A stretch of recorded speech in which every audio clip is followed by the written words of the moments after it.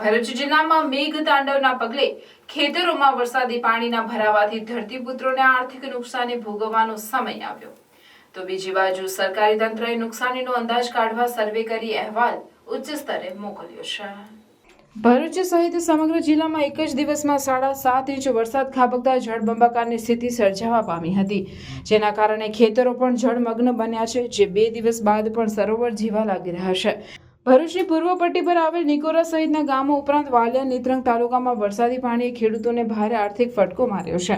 પાણીનો નિકાલ 2 દિવસ બાદ પણ ન થતા ચિંતાતુર બનેલી ધરતીપુત્રો આર્થિક નુકસાનીમાં સરકારની સહાય માટે આશ લગાવી રહ્યા છે।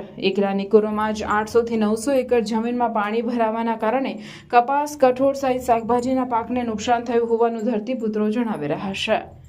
બીજી બાજુ સરકારી તંત્રએ પણ વરસાદી પાણી ભરાવાથી ખરીફ પાકને થનાર નુકસાન અંગેનો અંદાજ લગાવ્યો છે, જે જિલ્લા ખેતીવાડી અધિકારી પ્રવીણ માંડાણીએ જણાવ્યું કે જિલ્લામાં 1,97,000 હેક્ટર જમીનમાં વાવેતર થઈ ચૂક્યું હતું, તેમાંથી 39,000 હેક્ટરમાં વરસાદી પાણી ભરાયું હોવાનું જણાયું છે, જે અંગે ઉચ્ચ સ્તરે અહેવાલ મોકલવામાં આવ્યો છે।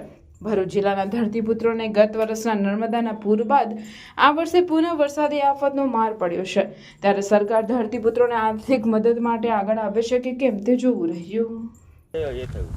નુકસાની તો બહુ જ છે। અહીંયા આગળ કોઈ પાણીનો નિકાલ નહીં ને 10 વીઘા તો લોકોનું નુકસાન થઈ ગયેલું છે ઓછામાં ઓછું ને બિયારણ મોંઘા મહિનું લાવેલા છે સંકેત કરીને, તે 2500ના ભાવનું તો ખાલી બિયારણ જ આવેલું છે ને 2 વાર ખાતર નાખેલું છે। તમારી સાથે સાથે કેટલા ખેતરોની અંદર પાણી ભરાયા છે?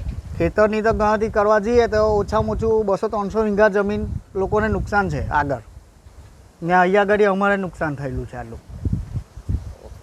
પરિસ્થિતિ હમણાં બહુ ખરાબ છે। આ પાણી નીકળતું નથી ઘરમાં, આપણે ઘરમાં બી પાણી ઘૂસી ગયેલા છે, ગામમાં પણ પાણી ઘૂસી ગયેલા છે અને ખેતરામાં પણ પાણી ઘૂસી ગયેલા છે।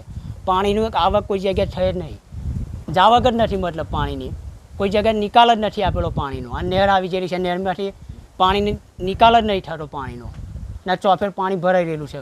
કેટલા ખેતરોમાં પાણી ભરાય? ખાસા ખેતરા પાણી ભરાઈ ગયેલા છે। 200 થી 300 વીઘા જેટલું જમીનોની અંદર કપાસ વાવેલો છે, કપાસની અંદર બધું પાણી જ છે અમારા હાલમાં બી।